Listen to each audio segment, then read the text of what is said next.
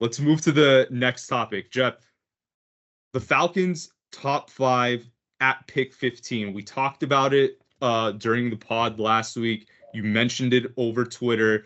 I think that the 1A, 1B will count this as one person if they miraculously fall was Abdul Carter and Jalen Walker, right? Then 2 through 6, so the next 4 that all have a chance of falling down there, Kelvin Banks, Armand Membou, offensive tackles, probably what the chat doesn't want to hear right now, probably what the Falcons fan base doesn't want to hear in general. Then you have Mykel Williams, Georgia guy, UGA, and then James Pearce, University of Tennessee. So what are we hearing? What are you hearing this week? Has that changed at all? Is that still the top 5? Yeah, that's still the top 5. Mykel Williams was their last, their window to interview and bring in guys closed. Mykel Williams was the last guy that they brought in. They also left the next day to go watch him do a personal workout. So they've seen him back-to-back days. There's a lot of interest there because when you look at that list, you really look at the tail end of that list with Williams and Pearce. Those are probably going to be the 2 guys that are available at 15. So if the Falcons are kind of under the impression that they're not going to be able to do a trade and move up like they're looking at with the Jets a couple of weeks ago, you have to start looking at realistically who's going to be available on that list at 15, right? And so, you look at Williams, Pearce, those are the 2 guys. Starks is probably still going to be there. Green will still be there. But, again, Green is a guy that, in past years they've taken the Jordan Davises, they've taken the red flag guys completely off their board. They did not do that this year with Mike Green. Mike Green is on their board. He's in their top 10. But he's not a guy that they're comfortable taking at 15. They like him, but they don't like him at 15. That's a guy that if all else fails, they attempt to trade back in the 20s to take a guy like Green, who will be available at that point. He's not a top 15 guy.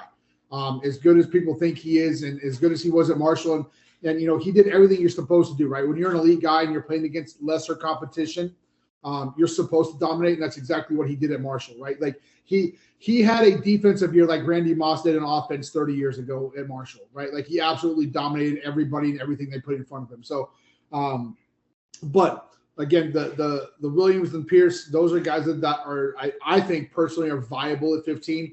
I think the other guys are gone. I would be absolutely shocked if Membou or Banks were still on the board at 15.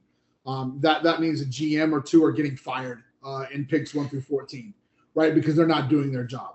And when you have tackles like that in the draft, there aren't enough elite left tackles in this draft. There aren't enough Tristan Wirfs in the NFL that you possibly pass on 1 or 2 of them.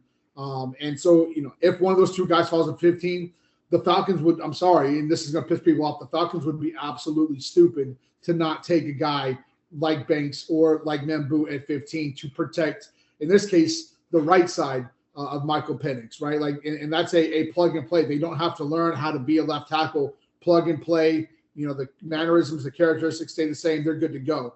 But when you look at the realistic defensive side, the Mykel Williams seems to be, if it was me, that seems to be the guy that I would kind of zero in on if I'm a fan. Start looking at his tape, start looking at what he brings, because he's going to be the realistic guy. And then Pearce obviously will be there as well. Pearce probably somewhere talent-wise falls between, I would say, 18 and 24, 25. Mykel Williams is probably the same. So if those guys are there at 15, you're probably looking at either one of them if the guys ahead of them aren't available. And if something is weird and all of those guys are gone, the Falcons will absolutely move back in the draft because they're not going to take a guy like Mike Green at number 15.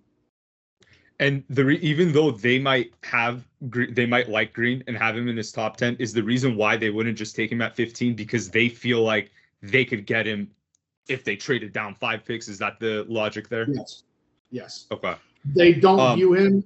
I think everybody, including the Falcons, views him as a first-round pick, right?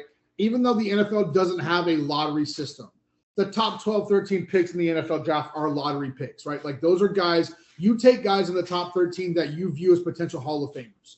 That's what that is, right? You take guys in the first round that can be franchise changers at their position, in the first round. Well, the top 20 in the first round. 20 through 32, those are the high-end guys in the draft. Those are guys that you expect to come in and start day one, and they have an all-pro, they have all-pro type talent. I think Mike Green has all-pro type talent. He's not a defensive changer. He's not going to come in and change the defense. And the same can be said for Mykel Williams, right? Like, I don't know if he or Pearce come in and do that, but they view them as a higher level talent than Mike Green at this point. Bigger, faster, stronger, did it against elite competition. Like, you don't have to wonder if Mykel Williams or James Pearce can play against elite competition. They did it week in and week out. And as much as I'm an ACC guy, like, you can't deny how good the SEC is, right? And so, you can wonder how good the Sun Belt is, right? So as good as Mike Green was against the Sun Belt competition, it's still the Sun Belt. And so, there's a little bit of imagination that has to go into that. So, will they move up? I think that's probably a pipe dream now. I don't know how realistic that is. Again, as I reported on day one, that would be a draft day scenario. They would never announce that ahead of time, because the whole point of moving up would be to beat the Panthers or the Saints to Jalen Walker, because he is on he's high on both of their draft boards. And so, you don't try to sneak attack and announce it to the world ahead of time, right? Like, you're not gonna perform a Pearl Harbor by putting it across Twitter and letting everybody know. Sorry, that may be a bad analogy. What it is. So, we'll see what happens there. But realistically, if they stick at 15, I think Mykel Williams is probably the pick. I can't wait for people to spin that and think you're a loyalist to Japan. Right. But in all seriousness, though, Banks, highly rated tackle. Honestly, I'm kind of surprised that Will Campbell's going about, like, he's like on the same level as Campbell. Membou, interesting part about him, our holes at right tackle. Membou at Missouri played exclusively right tackle, so he would just be a plug and play, and our offensive line would be absolutely set for a while. Jeff, I want to circle back about Membou, by the way, right? The thing about Membou that is really interesting to me, 6'4", with an arm span of somebody 6'9". Like, what is that? Like an 85-inch reach, I think he has. Just like, that dude can scratch his kneecaps without bending over. And I don't think people realize how important having that arm length is at tackle. And like, it just, on top of everything else, his footwork is immaculate. His size is immaculate. He's what you want. But that arm reach is unbelievable. Yeah, definitely. And, obviously, if they're on the board, great. But it's going to be interesting to see, like, would they pick those two tackles over Mykel or James Pearce? That would be the thing, because, that would be crazy. I think they do. I absolutely think they do. Because there's no doubt in my mind that Pearce and Williams will be available at 15. There's no doubt in my mind that that's going to be the case. I think that is what is that? The floor? The floor for those guys is 15. Is that right?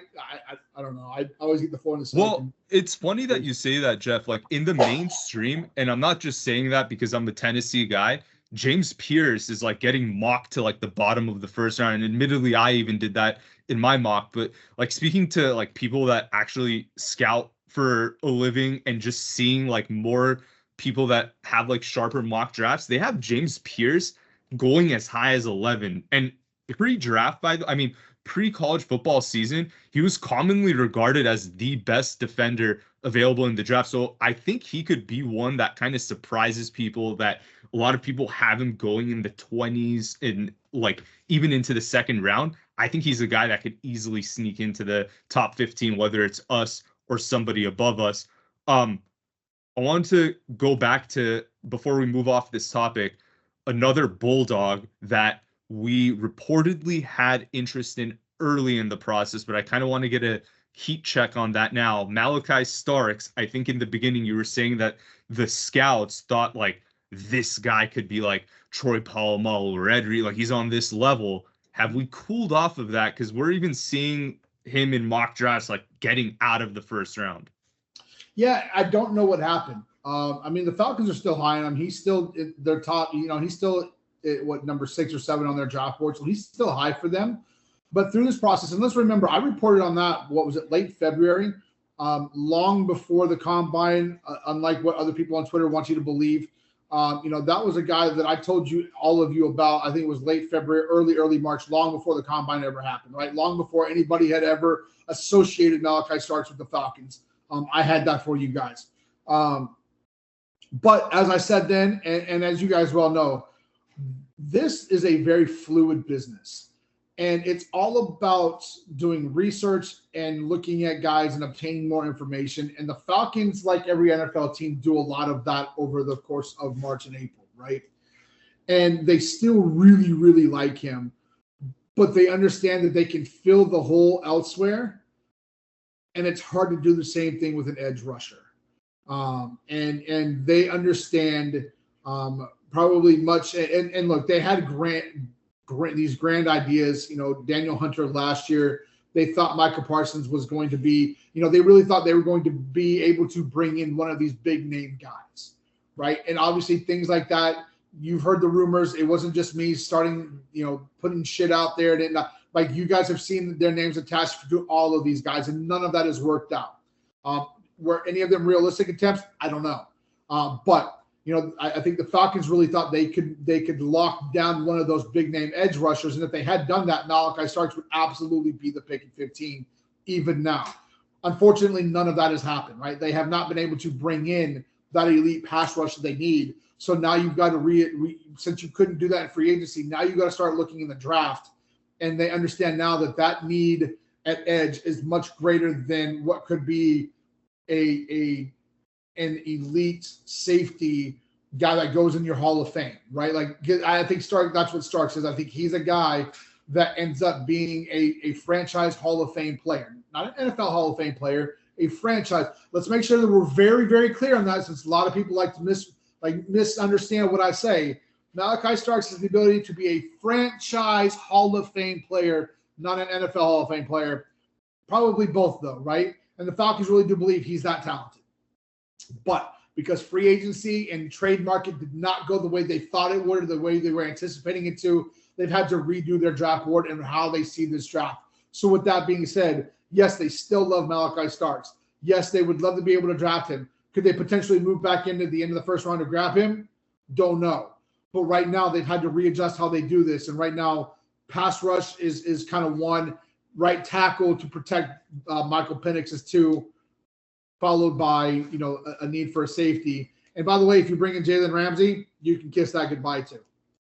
Yeah, definitely. I mean, that pretty much solves the need. But right. Question for you: if we take a pass rusher at 15, do you think there's a scenario where Hendrickson's not getting his deal done over the summer and the Bengals are more willing to get off of him? We trade a 2026 second maybe and just have we have Leonard Floyd, possibly Mykel Williams, two Georgia guys, one will mentor the other, and then bring in Hendrickson in that mix. Do you think that's possible? 100%. 100%, especially with the Bengals, after they all felt really good about each other. They're all giving each other high fives and pats on the back after, bringing back, T. Higgins and what's his name. And they really felt like they could do what? Yes. Jamar Chase. Yeah. And Jamar Chase, right. And, they really thought they could use that momentum to kind of bring in and settle down with him on the defensive side of the ball.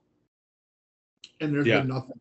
There's been no contact. Yeah. There's been no Christmas cards exchanged in the middle of spring. There's been nothing, right? And so I think if you see that play out longer, I think they become desperate.